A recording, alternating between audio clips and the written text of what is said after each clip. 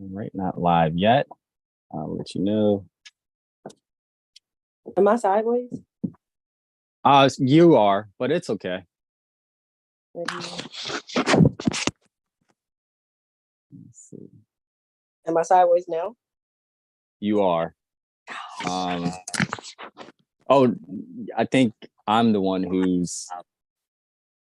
Let me see. Okay. Oh, there we go. All right. Now that we got this set up. So what's going on? This is another live video, a video that I was so excited to shoot. And can you introduce yourself, please? Hi, I'm Demeshia. Most people call me D. Um, I what is it? I work for the state of Illinois. I work with human services. Um, I have a large family. I guess that's important to me. And I'm just a person that's just trying to live my life the best way I can and help others while doing it. Right. And I think you have a message for the world, and that's what I wanted to get this off because your family is a big portion of your message, which you addressed to me. Can you tell me what drew you to email me everything that you email, which we will unpack? Okay, well, this is funny. So I work from home due to the pandemic. And so a lot of times I'm like working and watching YouTube. Now, all of a sudden I'm like watching YouTube and your information pops up like, a video. I'm like, I've never seen this person before, but he looks familiar. And so I'm like, Marco, I'm like, I don't know who that is. And then I started thinking about Ascended One. So I'm like, but how did I get a pop-up? So I just felt like that was like super out of this world. It just popped up. So I'm watching it and I'm like, wow. I'm like, I wish I could tell my story like that. And so I just felt like I needed to tell my story. And then all of a sudden I went to sleep one night and I had a dream. And something was like, you need to email him. And I'm like, okay, I'll be obedient. And like 2 a.m. or 1 or whatever time it was, I emailed you and that's how we got connected.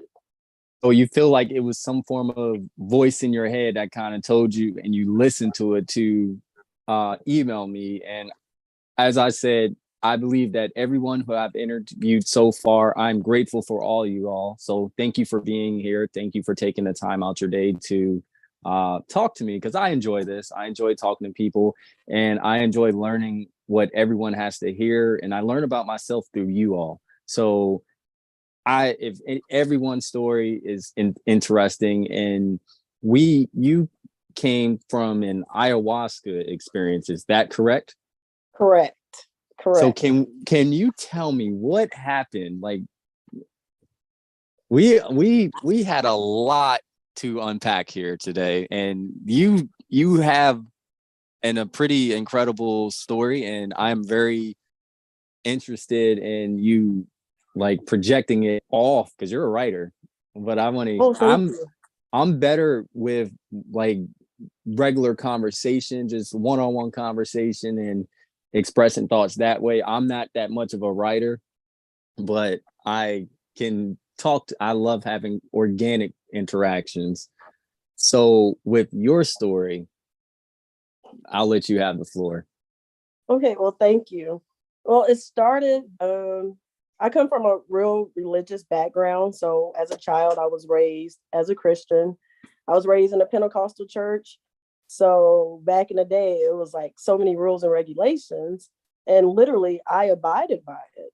So once I got older, I decided, I don't know if this is the path for me because I was having like a lot of different things that would happen to me as a child. I would see things, I would hear things, but I never talked to anybody about it because I felt that it was demonic because that's the way I was raised.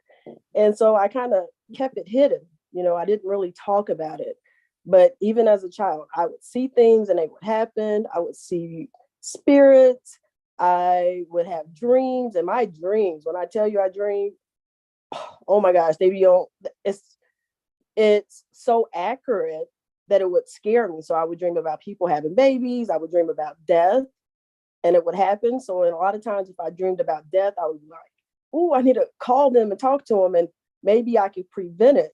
Certain things would not be prevented, but for the most part, anything that I would dream about would come to pass. And that's basically how, I started questioning Christianity, because I'm like, if I'm seeing this and they're saying this is wrong, but I have this craving, this hunger in my spirit that is telling me it's something more out there, I'm like, I want to get this answered. So I was on Facebook one night, and one of my friends was talking about his ayahuasca experience.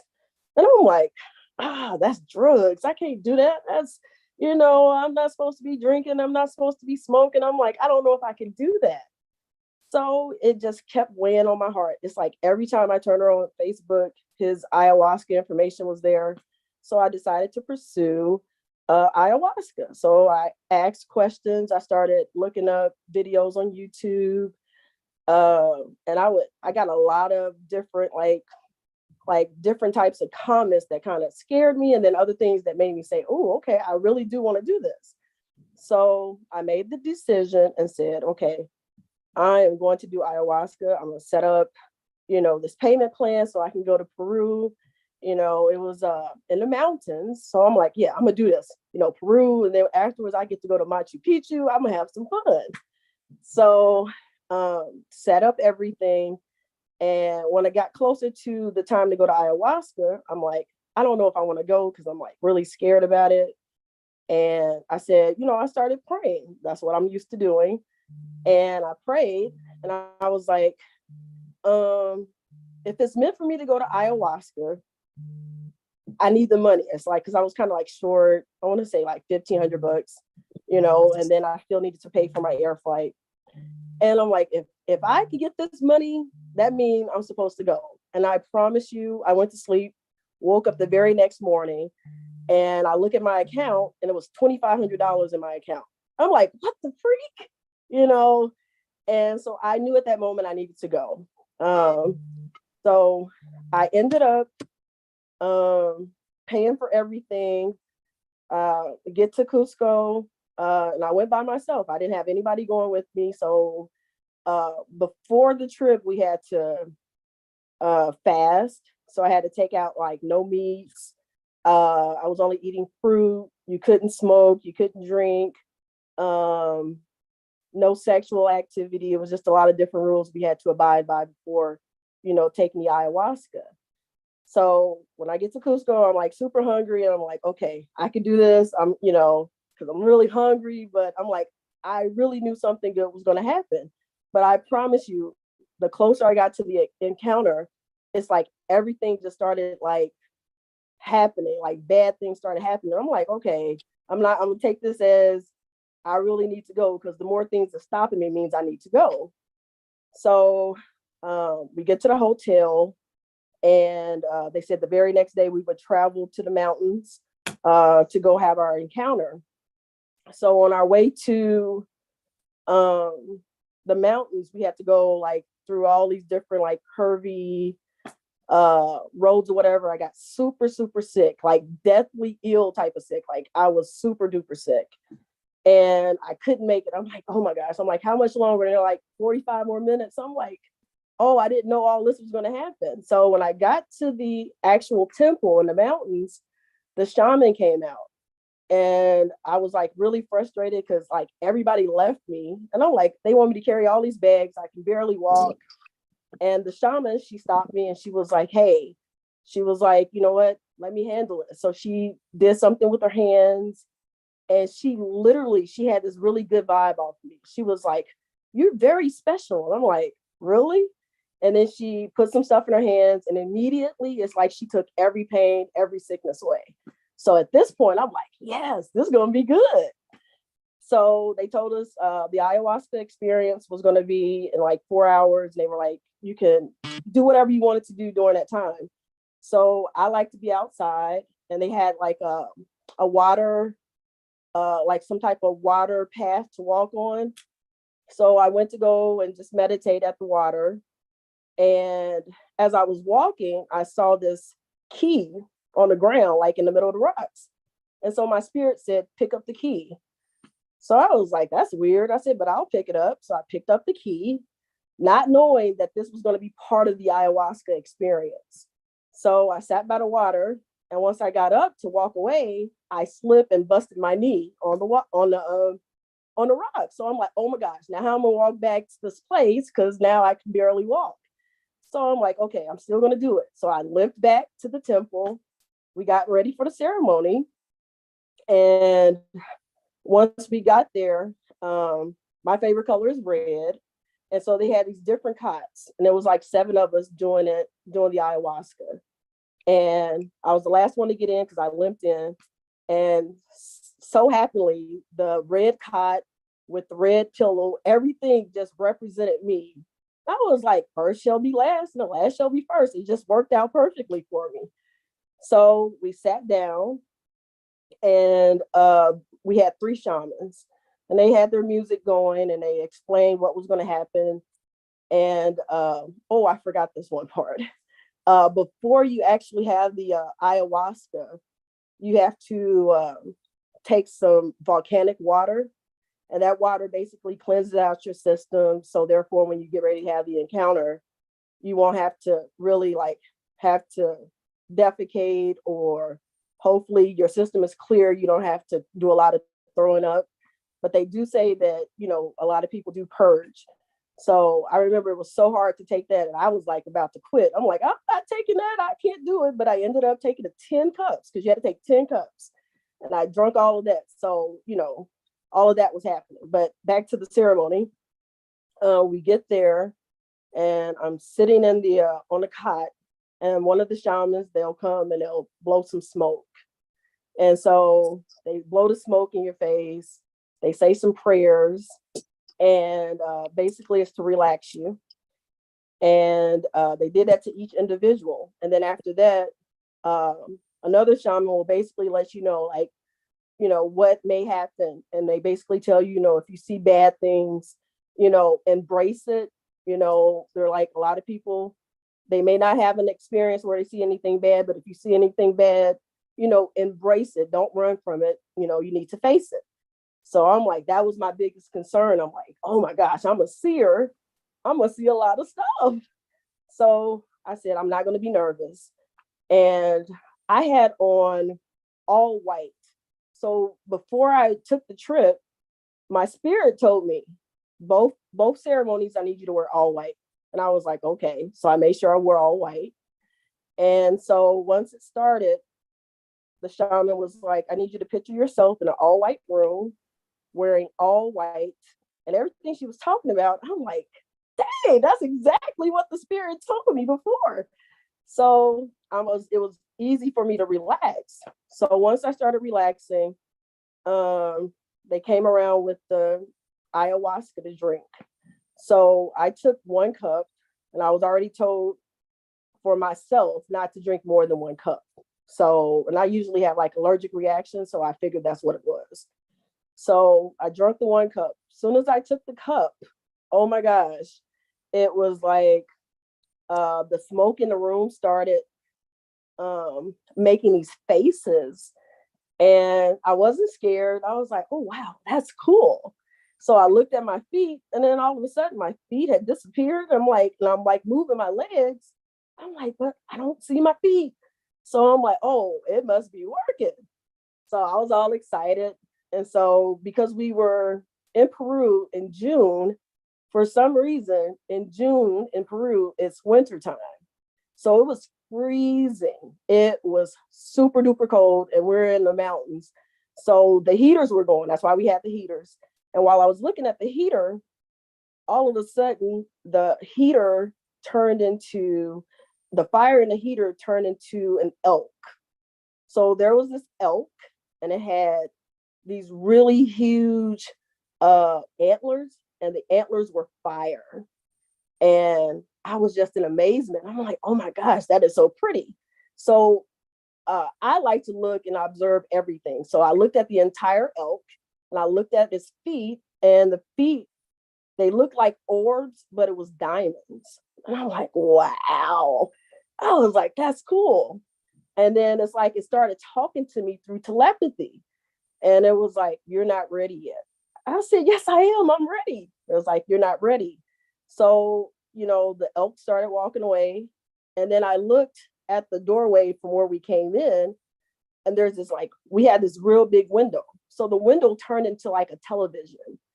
And I'm like looking at it. And there was, when they talk about ayahuasca, they always say it's from a feminine type of perspective. It's like a lady. Mother So Aya. all of Yeah. so all of a sudden there's this lady, very beautiful. Oh my gosh, I can't explain how beautiful she was. And she walked out of the window. It's because it was like a television. And I'm like just looking, and she was doing like this thing with her body, and she was walking, and she was talking to me through telepathy. And I'm like, she was like, don't be afraid. I'm about to come closer to you. And so as she walked towards me, there were four other ladies behind her, two on each side, and they basically made like a triangle walking to me. It was like a triangle formation. And as she walked towards me, she was like, I'm coming closer. Don't be scared. And I'm like, I'm not going to be scared. I was like really in amazement. And as soon as she said that, I popped up into this elevator.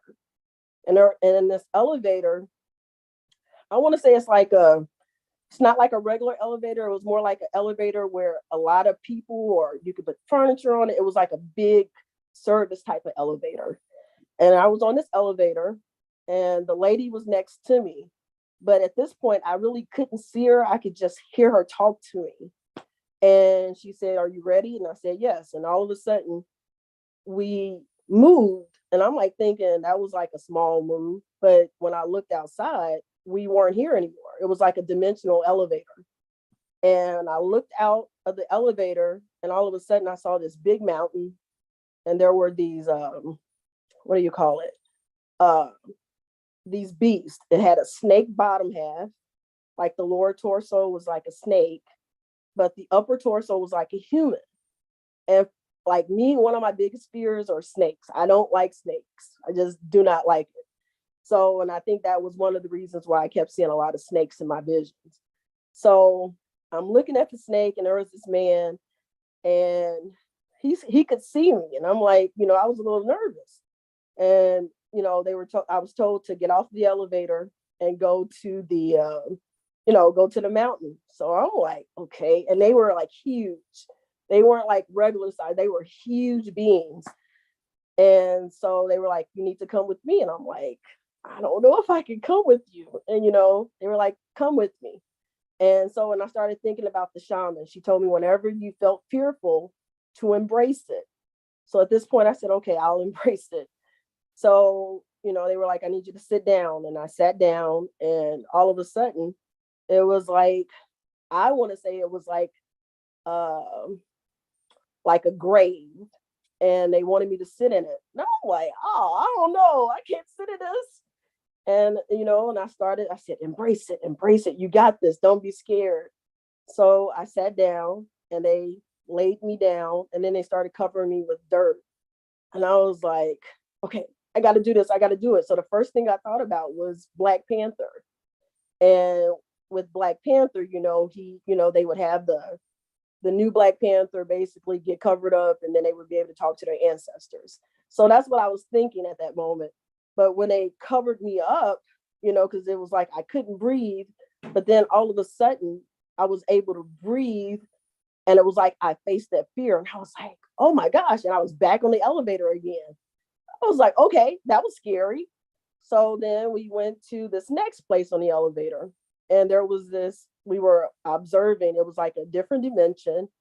And I was observing like what was happening. And there was this big battle. There was this big beast. It was like a bird. It had all these different limbs, and it was black and shiny. And I'm looking, and these people were like, kill it, kill it. They had swords, they had all kind of weapons. They were like, destroy it. And I'm like looking at the animal, and I'm like, but it's scared. So, and I'm like trying to tell the lady that was standing next to me, I'm like, it's scared. And then it was like something just told me I needed to go and help. So I jumped off, I like ran off the elevator, and I started, I ran in the middle of everybody that had their swords and their weapons. And I said, don't kill it, please don't kill it. And I'm like really like compassionate, I'm empathetic. I'm like, don't kill it, it's beautiful. And they were like, how's it beautiful? And I'm like, you don't see it, it's beautiful. And I was just, like sharing all this love regarding this beast, because the way I looked at it, I don't know how, but I just saw its beauty. And then while I was talking, it's like the bird started to like go to its regular state, and it turned rainbow. It had these rainbow colors, very beautiful. And then all of a sudden you could see your reflection off of the animal skin, this big bird creature. And people were able to see their reflection. They saw the hate, they saw everything that they were doing that wasn't right. And at that very moment, I just knew, I'm like, I'm supposed to help people. I'm supposed to save others that can't save themselves. I'm supposed to, be able to be the mediator. I don't know, but I just knew that's what I was called to do. And it's like every time I would get a lesson, I would pop back on the elevator. And so after I left that part, because it was like a lot of different things happening, I remember I would start seeing shadows, and these shadows I knew were negative. I could feel it was negative energy. And so when I would see these types of things in real life, so I'm in the ayahuasca experience, but I could also still hear what was going on outside of the temple. And so all of a sudden I started hearing the dogs bark, and they're just barking like crazy. And I'm like all of a sudden, like I jumped out of my body and I was floating around the temple, and I could actually see the dogs out there barking, and I could see the shadows that they were barking at. And then all of a sudden the dogs turn into these huge warriors. They like turn into men. They had this like ancient armor on, and like they basically destroyed the shadows. They like ran away. Like the shadows were scared of them once they put on this gear. And I'm like, wow, that was good. That was cool. So at that point, I knew I was being protected. And then, like, if I looked in the air, all of a sudden I started seeing this eagle, and this big eagle was flying. It was like my protector. And like my regular life, I'm connected to eagles. I love eagles. I have like a tattoo on my arm of an eagle. In my room, everything is eagle, eagle, eagle. I've seen eagles. It's just, I've had a lot of encounters in my past with eagles. So when I looked up, I'm like, okay, I got you. You protected me. So I jump back in my body, and I go to the next part of the encounter. And I remember seeing this wolf. It was a beautiful wolf, all white, looked like a snow dog. And it was standing in a doorway. And it basically told me through telepathy, once you have the key, you can enter. But I wasn't thinking about the key in that aspect. I'm like, the key? I'm like, I want to see what's going to happen. And all of a sudden, when I wanted to try to go to the door, it's like, I don't know how ayahuasca does it, but it's like a automatic cutoff. It's like you're in this dreamland, and then all of a sudden you're out of it. And then the shaman came. She was like, yeah, get up slowly. You might be a little dizzy. And I'm like, no, I was talking to the wolf. I want to know what he had to say. So that was the first day. I came back, I, wrote down everything in the room.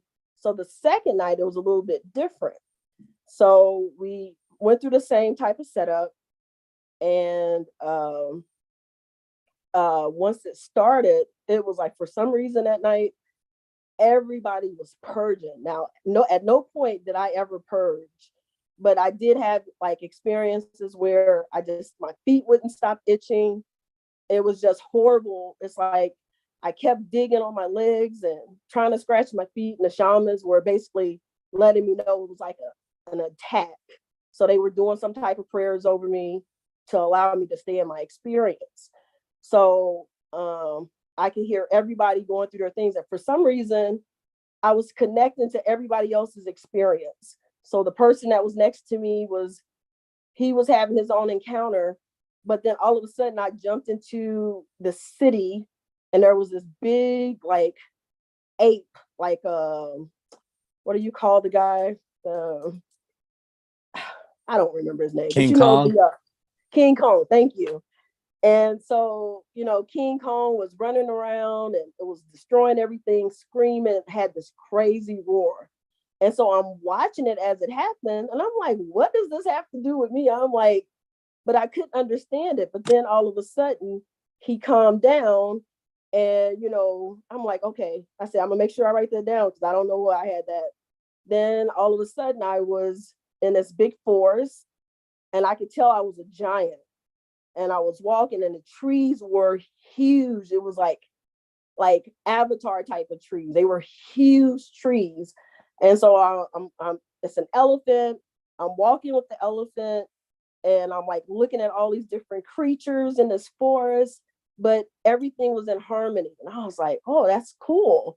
I'm like, but why am I thinking about elephants? I mean, you know, it didn't make sense. And then it's like when I would hear other people screaming in their encounter, it was just like I just couldn't help but be empathetic. And I'm like, okay, please help them have their encounter without being fearful. And so as I was doing that, eventually I fell asleep. And I knew I was in a light slumber because I would hear myself snore. But I'm like, is this part of the experience or am I just dreaming? And but I ended up going back into a light slumber. And when I went into this light slumber, I woke up. And when I woke up, it was like I was in this enclosed place. And I'm like, what the freak? I'm like, and when I touched it, I knew it was a sarcophagus. So I'm like, wait a minute. So I pushed it over. And when I pushed it over, it was heavy, but I pushed it over. And when I raised up, I was like, oh my gosh. I'm like I could see myself, but I could see myself through my eyes at the same time. It was like I was in this beautiful attire. It was almost like I was an ancient royal person. And I'm looking around, and I was in a temple. And I'm like, wow, this is beautiful. It was hieroglyphs everywhere. It was jewels, all types of jewels. I don't even know what type of jewels they were. They were everywhere. And I'm like, wow, this is beautiful. And then I heard this lady say, she's awakened.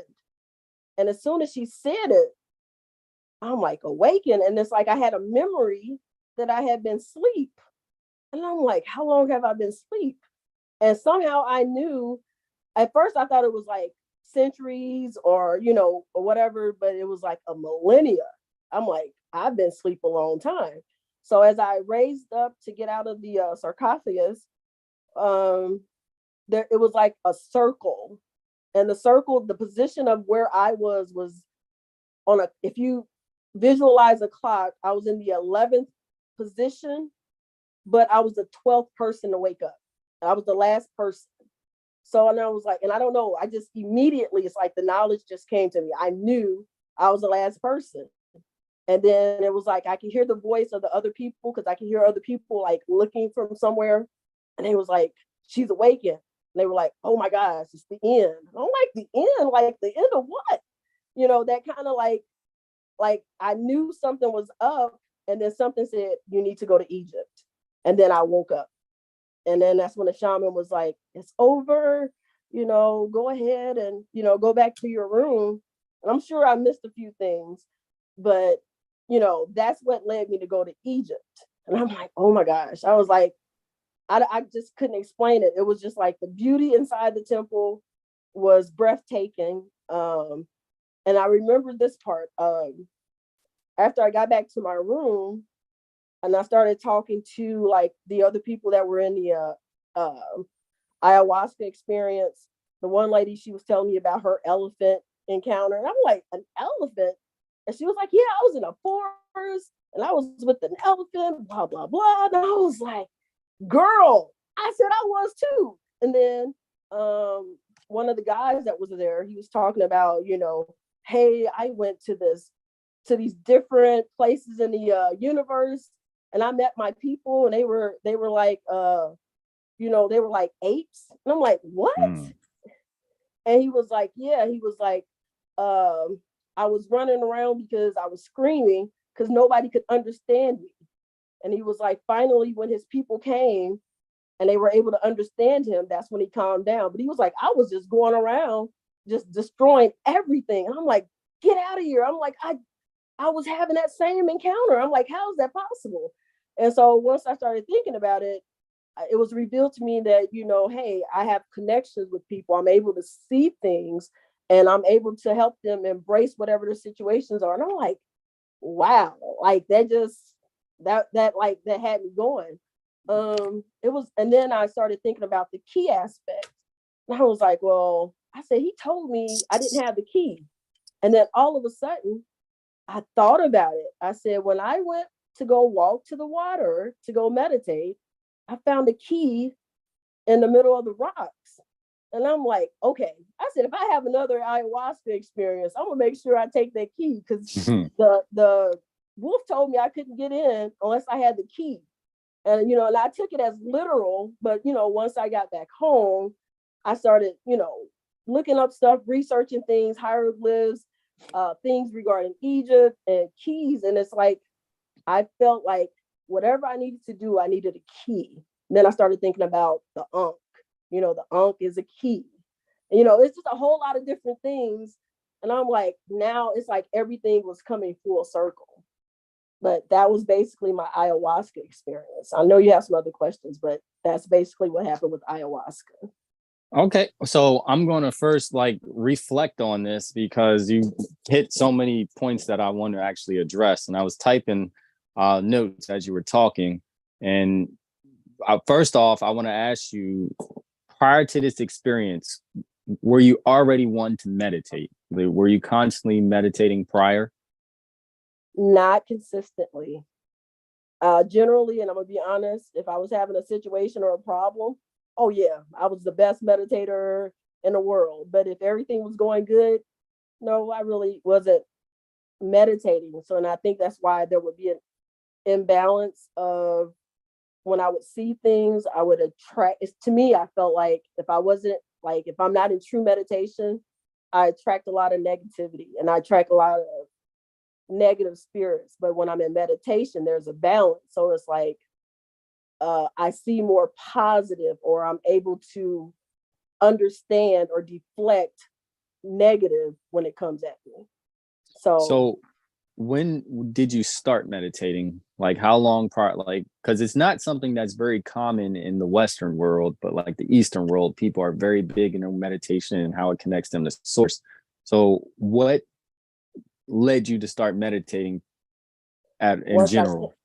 once well definitely after the ayahuasca experience, but once I went to Egypt, I went to Egypt. So I went to Peru in June and I went to Egypt in September. Once I got back from Egypt, because of the encounters I had in Egypt, that's when I started my full blown meditation and connecting.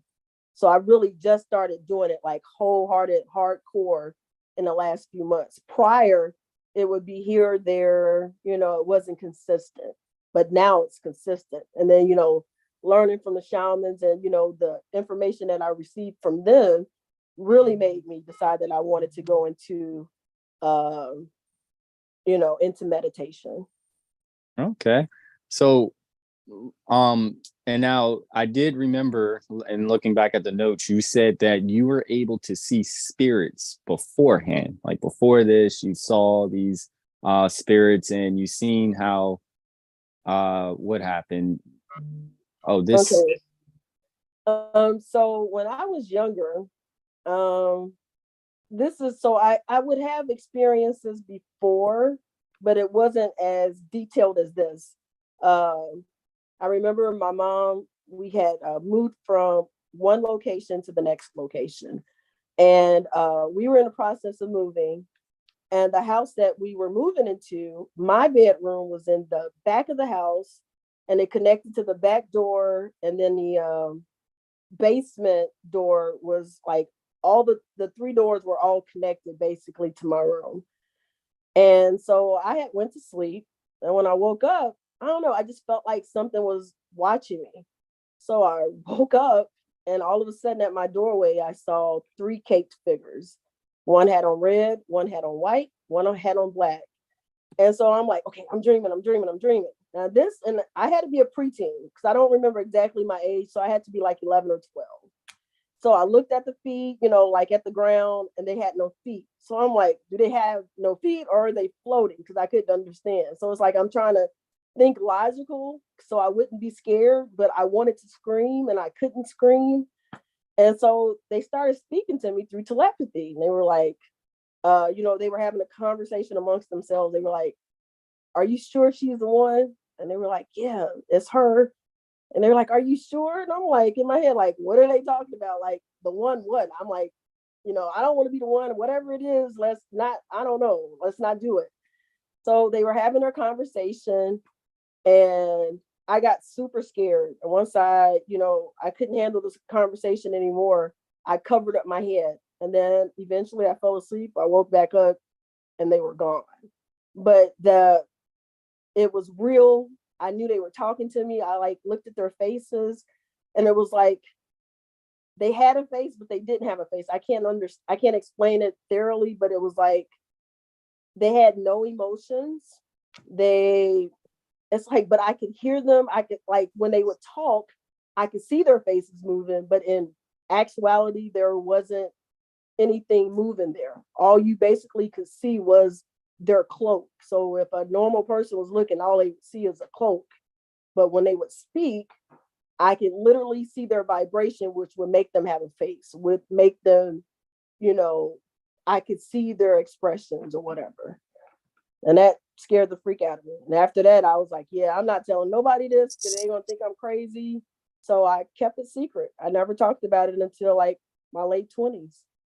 So what I'm getting, like, especially from your Aya trip, like going back to that, when you mentioned how you went into the elevator and it seemed like every level you entered, you learned a new lesson. Like from the first level, you remember you were supposed to save others who can't save themselves, with the bird. And then the other level, it seems like that key that you found in a meditation moment, the key to life, the Ankh, I don't have my Ankh on right now, but I did find that was interesting because my mind went there, like key to life. The key to life is your lesson. Like that is your, like, how to live life. What are you supposed to do in this life? So it is your key to life. And I think that's what Mother Aya was pulling out of you. And also, I want to touch on the synchronicities between a lot of your fellow people that were doing the trip with you. And there are I've interviewed other people who've had similar feelings where they experience being giants, mermaids, all the mythical creatures that we say are mythical. They end up experiencing being those creatures, and there's still debate if giants exist, mermaids exist, and they there's also um there was some, if you look in the emerald tablets, and it's all gonna like line up, but if you look at the emerald tablets, you said like you were the 12th person to wake up and you were asleep for a long time. Now, according to the emerald tablets, like Thoth, the Atlanteans, like they were able to achieve essence transfer their consciousness, so they will be placed in these sarcophagus that were in the tombs in the halls of Amenti underneath the pyramids, and they would sleep for a long time and they would reincarnate or revive themselves in a new form of an avatar. What does avatar do? It's giant beings that are in the forest that are one with nature. So I'm drawing so many different parallels with just your ayahuasca trip alone that are pretty interesting. And it seems that you are a former royalty in Egypt. Would you agree? Yes, sir. Now it's funny. This is why I love talking to other people because they'll give you a breath of fresh air that you didn't receive at first. It's like, okay, now I get the connection. Now, this is funny. I had never read anything regarding thought or anything. But once I came back from Egypt, because of the experiences that I had there, I decided that I needed to read the Emerald Tablets. Now, once I started reading, I said, now I understand what I saw. While I was in Egypt, I was in this dream and I went to this beautiful, like it was in the middle of the desert, but it was, even though it was desert, there was all of this, what do you call it? Greenery. There was water, greenery, it was animal life, it was everything. So I'm like, oh, this is cool. I'm walking, and all of a sudden I see this man, but he had like an ibis type of face. It was like, it's not an eagle, not a hawk, but it was different. And I'm like, the first thing I thought of was Thoth, the Atlantean. So I literally got scared. I was afraid. I was like, uh-oh, like, please don't kill me. Like, I'm thinking like silly negative thoughts, not thinking anything positive. I'm thinking like I'm about to be destroyed. And he never said anything to me. He just looked at me, but I could feel like I was close to uncovering something. And it was like he led me to a place, and it was in the middle of this desert, but it was plenty of greenery, plenty of everything, anything that a person would need to survive, whatever it was just everything was there, but he said nothing. And when I woke up, I had this hunger and desire to want to know more about the Atlanteans, the Anunnaki. I just had this hunger. I needed to research, because then I started just after that just started having visions after dreams regarding the end time, and like you said, the transfer of consciousness. I was having all of that, like literally after that moment. So, and I'm like, so when you gave that was like a fresh breath of air. I'm like, okay, now I get the connection. It makes sense now.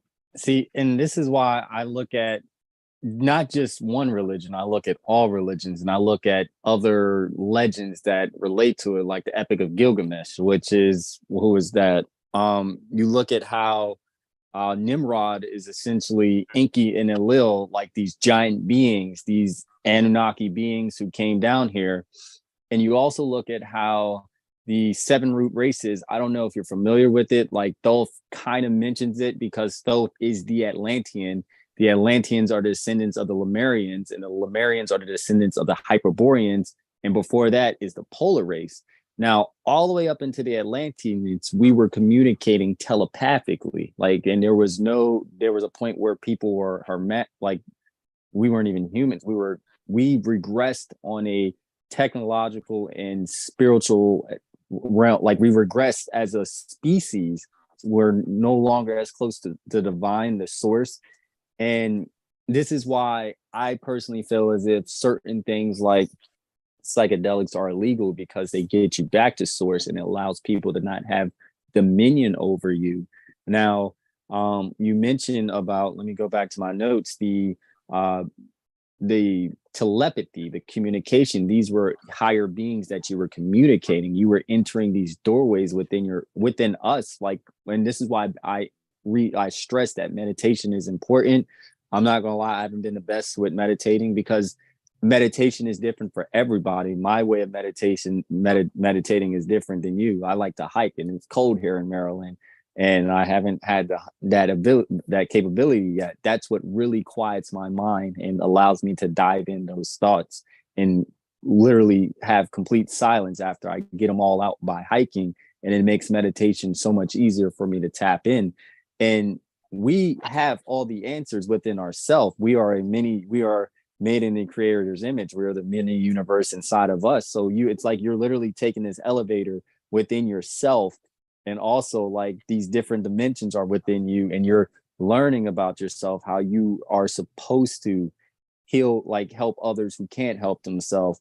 You learn your lineage. And I don't think we got to that yet, but something along the lines of your past life regression. Like you had a form of a past life regression, and you mentioned that later, so I don't think we got to that yet, right? No. So, drawing back to Egypt before we get there, because I do remember in the notes you said you educated me on something about Chicago. Like I didn't have time to research it yet, but where you are currently at is relates to Egypt. Correct. So I currently live in the south suburbs of Chicago, but when I was initially born, I was born in a place called Cairo, Illinois. We say Cairo, but we're country, but it's still like Cairo. Cairo. Yes, Cairo. So I was born there uh, back in the day, and I lived in a place called Mounds. So it's like uh, you look at it mounds, and then the surrounding cities. There, you got Thebes, Illinois. You have all these different types of Egypt named towns. Okay, then it's not far from Memphis, Tennessee, which back in the day, Memphis was like the capital of Egypt. So in that aspect, I started thinking, I'm like, why, once I got back from Egypt, something was like, look up your information. And I'm like, okay. So I started putting two and two together. And I found out that where I'm from is known as Little Egypt. I'm like, I said, you got to be making this up.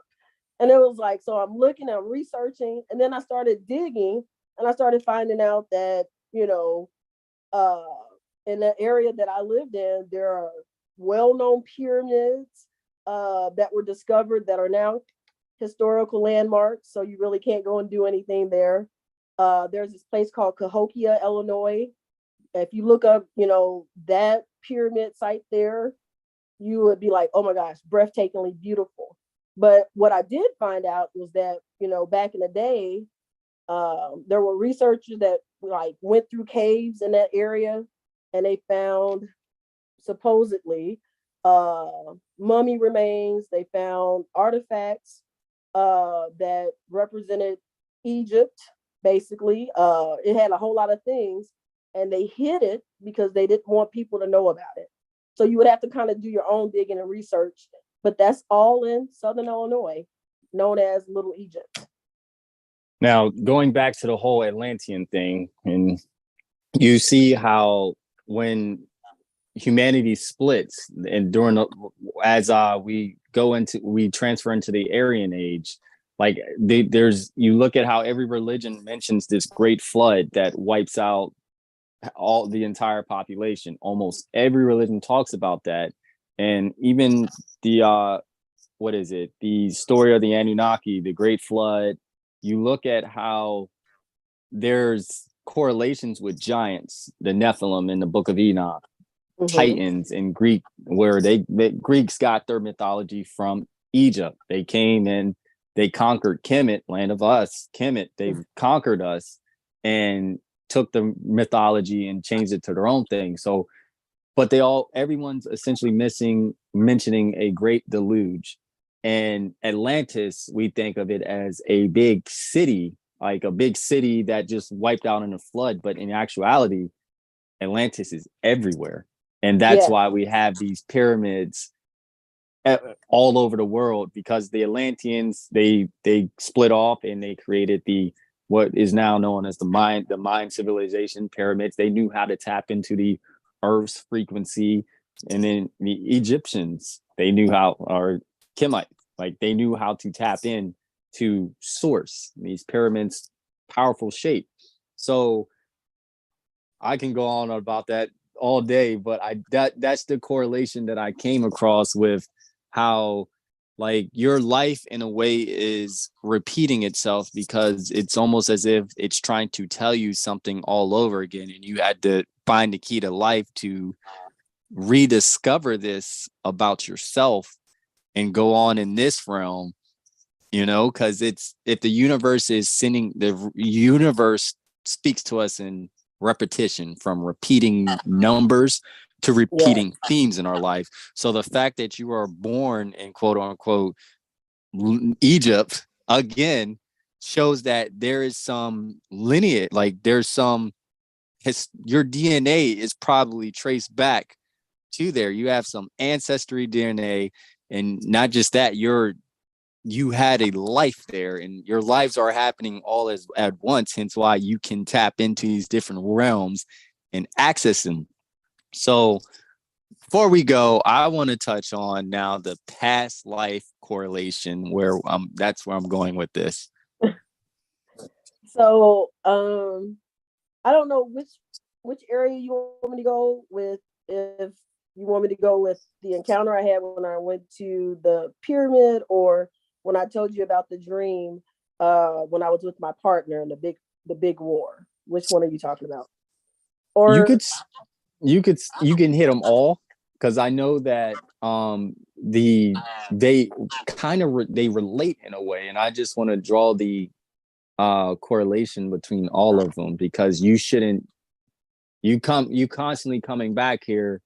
There's a lesson that Mother Aya essentially was trying to teach you, and meditation teaches you these lessons too. And I'm not, for people watching, I'm not encouraging just take psychedelics because that is not just the answer. You can meditate and you can find the answers within yourself or learn through other people. Like this video probably will trigger somebody else to have that aha moment. This is what I'm going through. So now I can share this because it's a safe spot as we enter this new age. yes. So you can definitely hit whatever one you feel you want to go first because I'm just going to take notes. Okay. So uh as an individual, I'll have dreams, and sometimes I'll have reoccurring dreams. So in those reoccurring dreams, I can kind of like change things, or if I didn't do something before, I'll know to change it. So um, I remember as I got older, I had this dream, and I dreamed that I was in this beautiful place, and it wasn't Earth, but it was somewhere else. I could tell it was a different universe, and I was with my partner, and we were preparing for a battle, and we knew that there was supposed to be this big battle against good versus evil, light versus dark, and it was supposed to start at sunrise. And so at that moment, I'm with my partner, and we're like, we're talking, and all that good stuff. And afterwards, we had this type of sensory where you could see, like, literally, I could see everywhere. It was like, or you can hear everything, you can feel everything. And uh we both knew instantly something had, you know the war that was supposed to start was already starting, and it wasn't supposed to. And we were like not prepared for it to start at that moment. And he was like, you know what, you need to get out of here. And I'm like, what do you mean I need to leave? He was like, you got to go to plan B. And I'm like, no. I'm like, I want to stay here and fight because I'm a warrior. And he was like, no. He was like, they started early, they're not playing fair, and you have to stay safe. What you have, they can't get. And I'm like, no, I'm staying here to help. And, adamantly, he was like, get out of here. So he pushed me out the back. I started running. And the part of the plan B was to get to this, and it's crazy, this elevator, which is like a portal. And I'm it's connecting right now. And I needed to get to this elevator slash portal to uh you know so everything could be right. So as I was running through telepathy, my partner was like, why are you still in that state? He was like, get in your animal state. So, and I remember changing into a leopard, and we were running, because while I was running, all of these other animals, it was like a herd of animals, everything was like running with me towards this portal, and it basically hid me. And so these different dark energies, these different dark beasts, they were all chasing, but at this point they didn't know exactly where I was. All they knew, I was in that big herd of animals. I make it to the door, and once I get to this doorway, uh all I knew is that the darkness was like, we can't let her get in. So they like let go of these like arrows. They were shooting different things. And I guess I got hit in my head before I entered the elevator, but I made it into the elevator. Once I got into the elevator, all of I saw was this like white tunnel. When I got in this tunnel and I came out of the tunnel, all I heard was, you had a girl. And I'm like, she had a girl? And I was born to my mother. I was the baby. I was born. And but I was just there and I was just fighting. But now I'm like a baby and I'm like, but I had memories. And I'm like trying to figure out like what was going on. And then they were like, Mom, we're sorry, we got to take her. And at this point, I guess during the delivery, the back of my head was cut by the doctor. But if you think about the correlation, when I was leaving that battle and I was running, I had got hit in the back of the head. But once I got to the earthly realm, I was cut in the back of the head. And basically, that was like my first near death experience. I almost died at that point.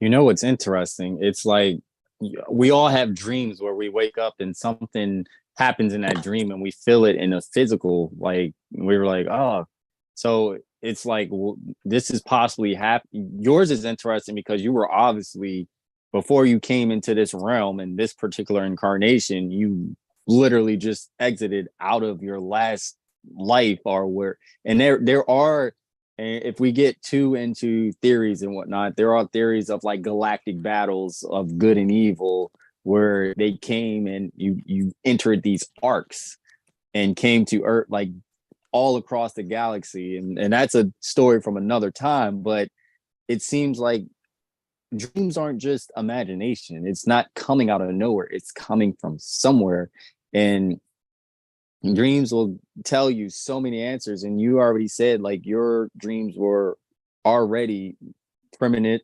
You had premonition dreams where you predict things for other people, and your dreams also not only just predict, they're showing how time really exists, how it's all happening simultaneously, not on this linear perspective.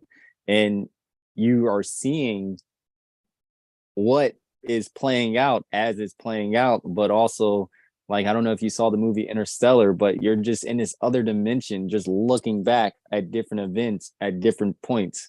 And that's usually fifth dimensional beings have that capability to just be everywhere at once, in a way.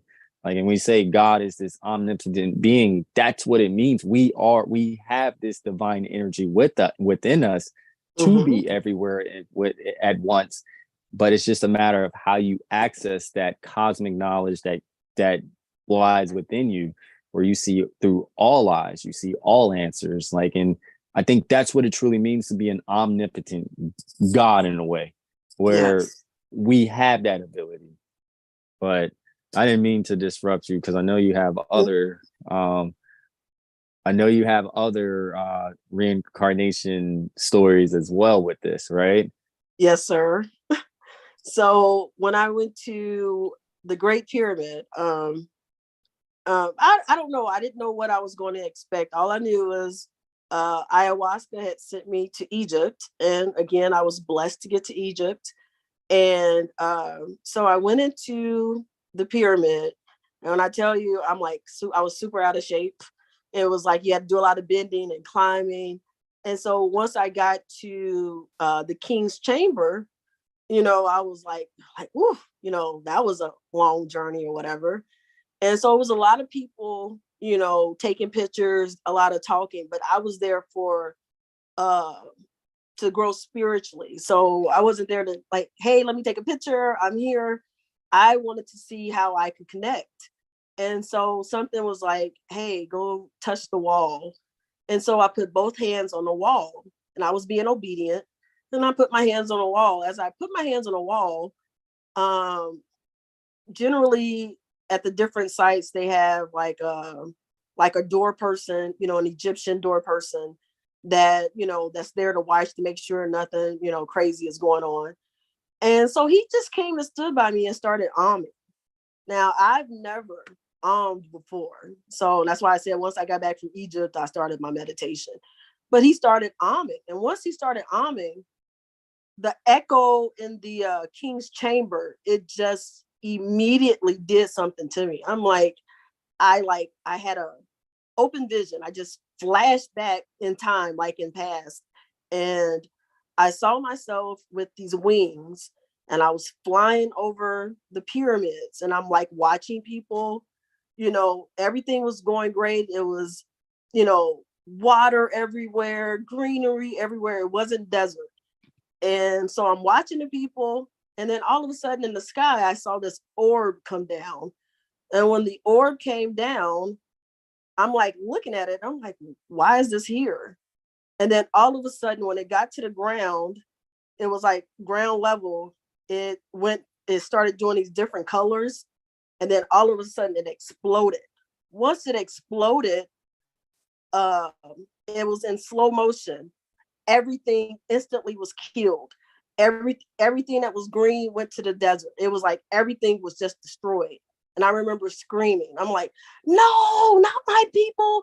And I was just screaming. I was like crying. I was having a fit. And then all of a sudden it disappeared and then went back into the sky. And then I came out of the vision and I couldn't stop crying. I just couldn't stop crying in real life.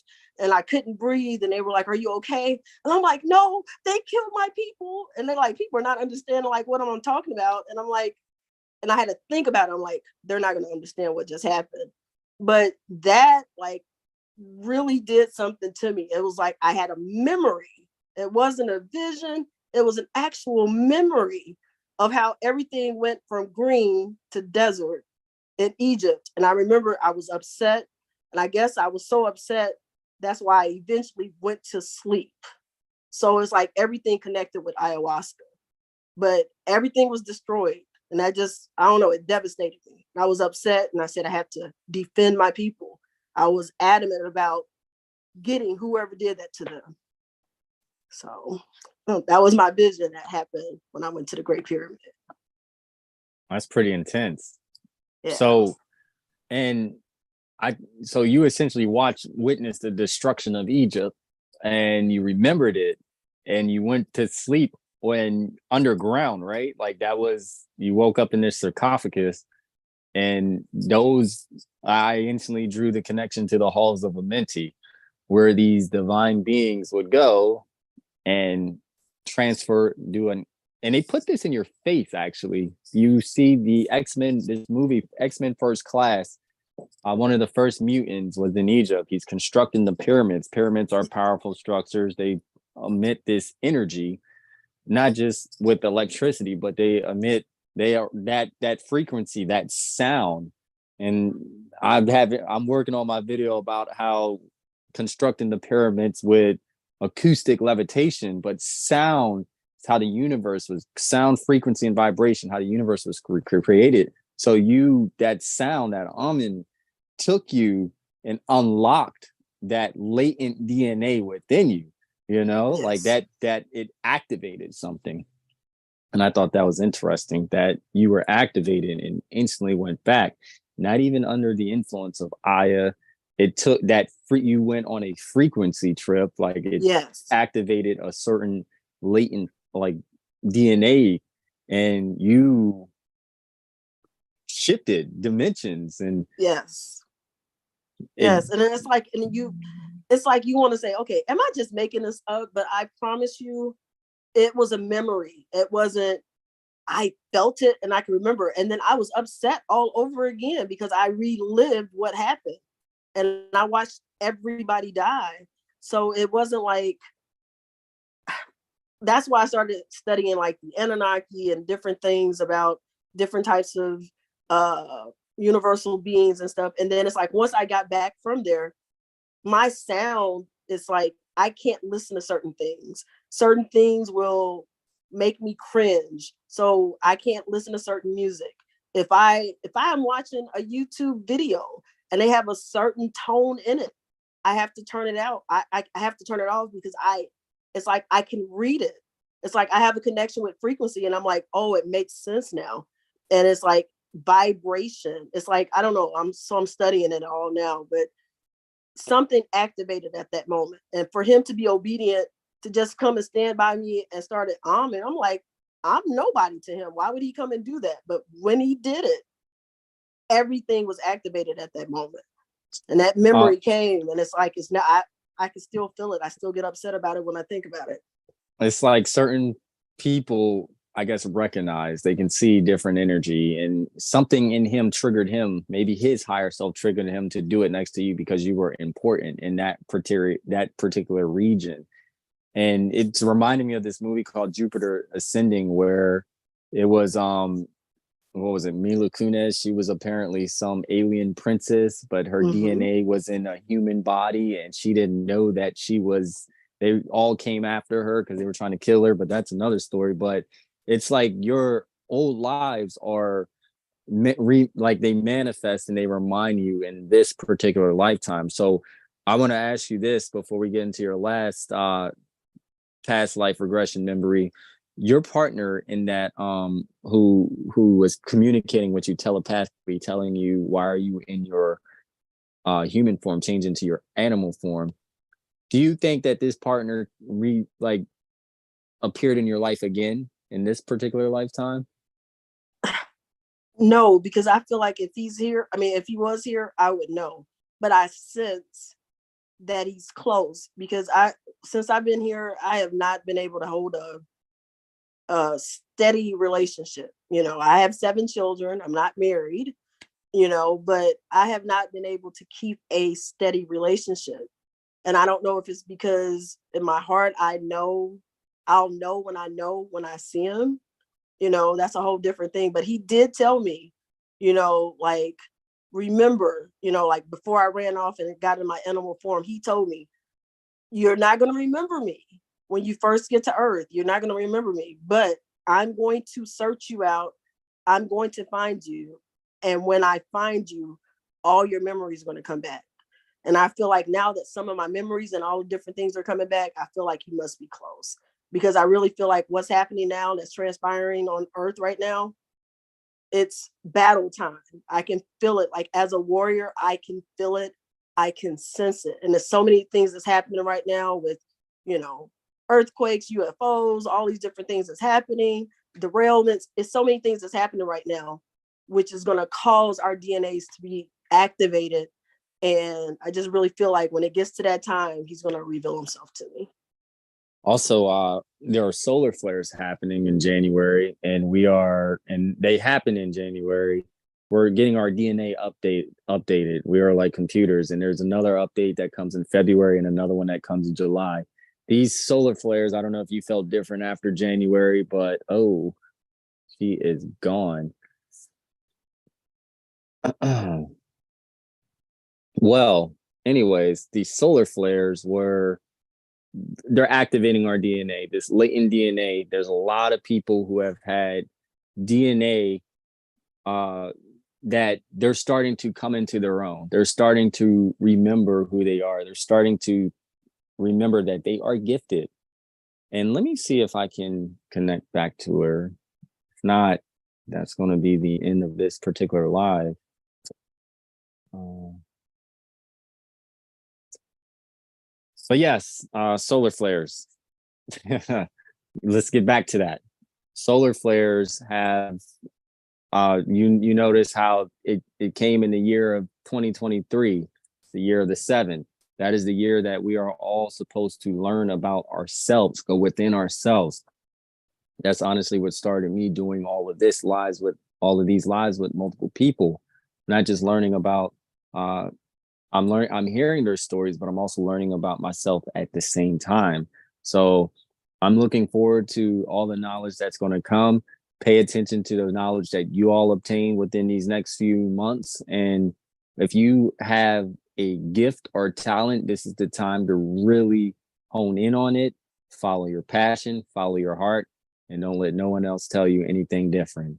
Until next time, people.